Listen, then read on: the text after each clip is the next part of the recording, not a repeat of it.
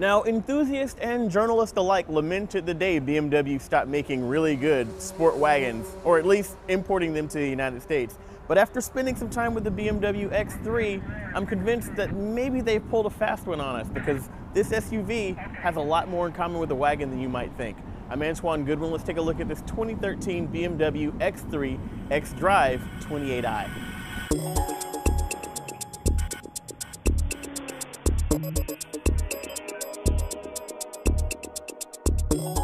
Now, our example is equipped with two different performance packages. The first being the M Performance package, which amongst other things adds these cool little M badges all over the vehicle.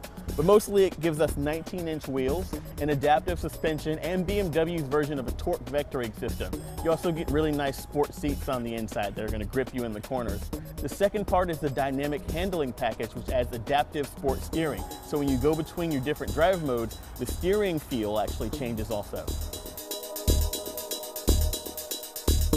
Now, you'll actually control all of those sort of adaptive performance bits with this rocker switch right here. It gives you the access to 4 different drive modes.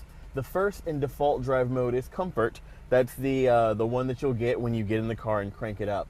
You can also rock it forward for Sport, which is going to give you a little bit more responsiveness on the pedal. It's going to liven up the adaptive steering just a little bit, and also firm up the adaptive suspension for better responsiveness all over. You can rock forward one more time to liven things up just a little bit more and to loosen up the traction control just a hair. There's also a traction control button here if you want to turn it completely off, but I'm not sure why you'd ever actually want to do that in an all-wheel drive vehicle. Plenty of grip.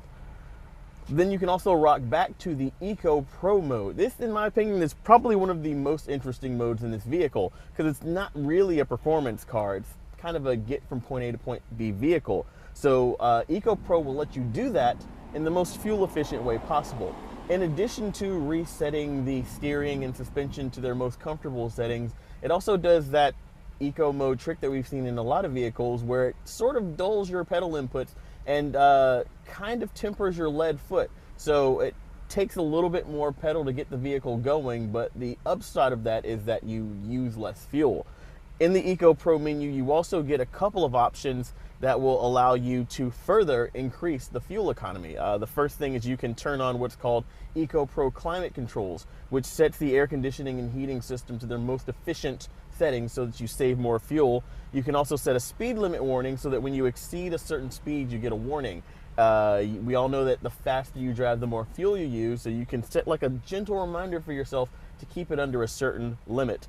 There's also an interesting Eco Pro potential meter right here that will let you know how much fuel that you're going to be saving by, for example, if you reduce the Eco Pro speed limit to 60, you'll see that number jump up. And if you turn climate controls off of the Eco, you'll see it drop down. Dashboard technology is pretty much what we've seen in about maybe 4 or 5 different BMW vehicles of this generation before. If you want to get a really deep in-depth look and hear what Brian Cooley has to say about that, you can check out maybe the BMW X1 review. It's probably the most similarly equipped vehicle to this one.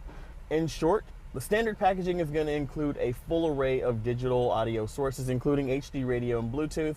You've got a technology package equipped here, which is going to add navigation and rear view and around view cameras technology. And then we've also got a premium audio package that's going to add satellite radio and a really nice sounding stereo.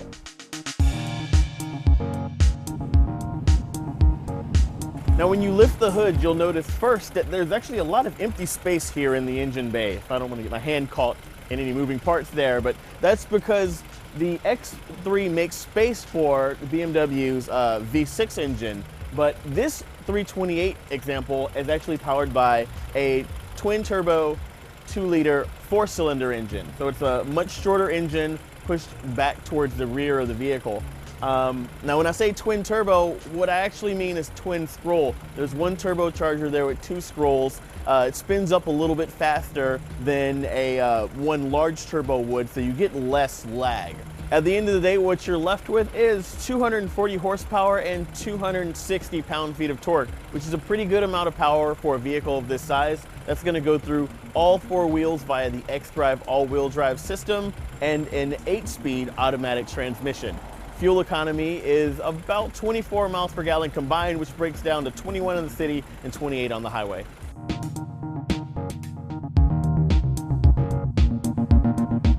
Maybe it's me, but it seems like the X3's gotten smaller. The ride height's not much higher than your average large sedan. I go down the road, I look over them, I almost eye level with Prius drivers, and the handling is just very natural. It's not very truckish, but then what do you expect? This thing is built on a slightly elevated car platform. Now in the sport modes, the engine's actually very responsive. The turbocharged engine, there's not very much lag, and I've got pretty good grunt. It's not really what I would consider a performance car, though. Don't let all those M badges fool you. Now, the interesting thing is the Eco Pro mode, as I said earlier. It does kind of dull the acceleration a bit, but I get the feeling that people who are interested in the X3, particularly the 28i, are not going to be interested in all-out acceleration. The car still has pretty good pickup.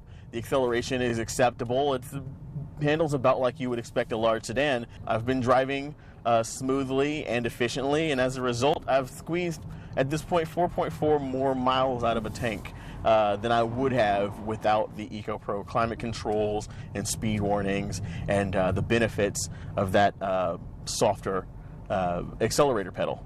A part of me is still kind of leaning towards the X1 because personally, I like smaller vehicles, small hatchbacks. That's just my personal taste.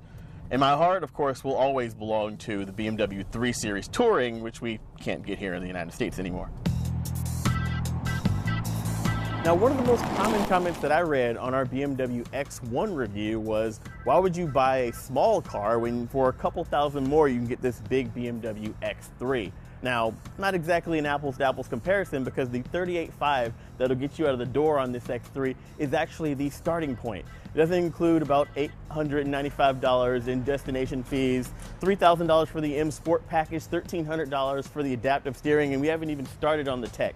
All in, to get it as equipped as we have it CNET style today, $54,095. Now, that's a pretty penny, but it's actually not bad for a vehicle that's as well equipped as this one.